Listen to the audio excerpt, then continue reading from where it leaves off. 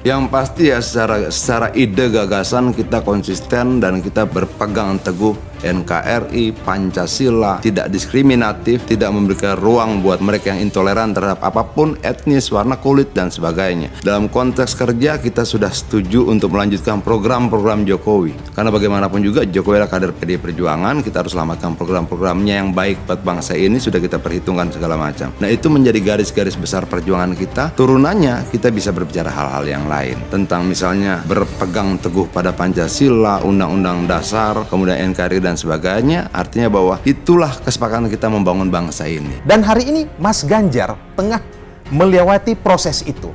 Artinya apa? Artinya bahwa dalam posisi Presiden Joko Widodo pada hari ini dan juga Mas Ganjar menjadi calon presiden pada hari ini, bukan tidak mungkin akan ada wajah-wajah lain ke depan yang juga mendapatkan ruang dari PDI di masa yang kemudian begitu. Orang yang dianggap paling menyerupai beliau, entah itu dari sisi komunikasi, gaya kepemimpinan, visi misi, track record, memang terbaca sekali mayoritas dominan kepada Ganjar Pranowo. Dan kalau ditanya kenapa ya, saya pikir banyak variabel ya.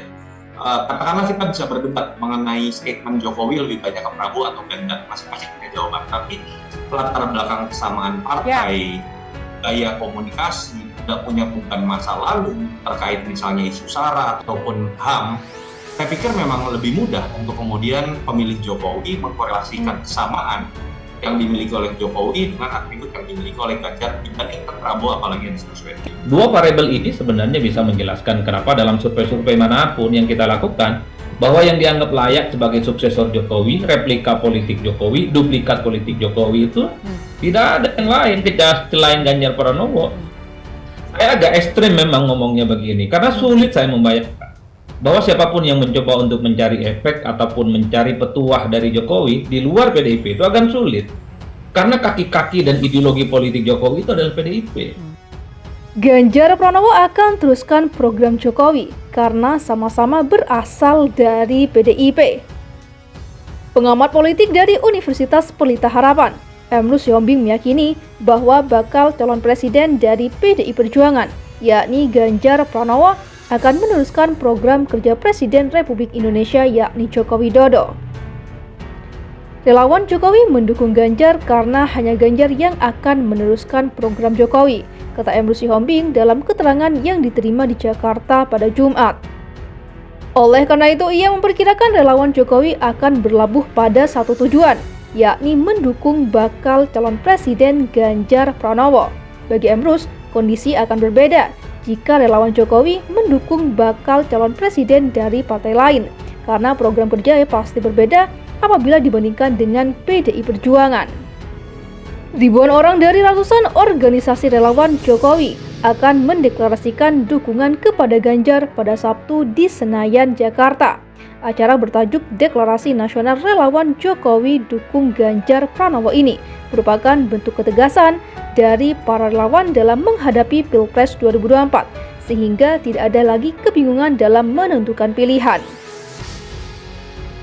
Emrus menilai deklarasi di Senayan tersebut akan mengubah peta elektabilitas bakal capres. Relawan punya pengaruh survei dan elektabilitas, kata Emrus.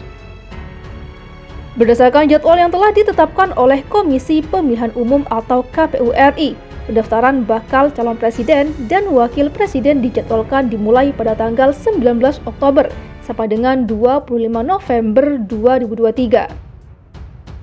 Sebagaimana diatur dalam Undang-Undang Nomor 7 Tahun 2017 tentang Pemilihan Umum, pasangan calon presiden dan wakil presiden diusulkan oleh partai politik atau gabungan partai politik peserta pemilu yang memenuhi persyaratan perolehan kursi paling sedikit 20% dari jumlah kursi DPR atau memperoleh 25% dari suara sah secara nasional pada pemilu anggota DPR sebelumnya.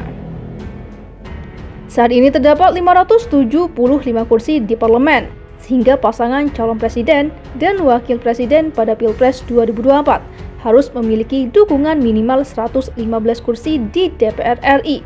Selain itu, pasangan calon juga dapat diusung oleh parpol atau gabungan parpol peserta pemilu 2019 dengan total perolehan suara sah minimal 34.150.000 992.703 suara.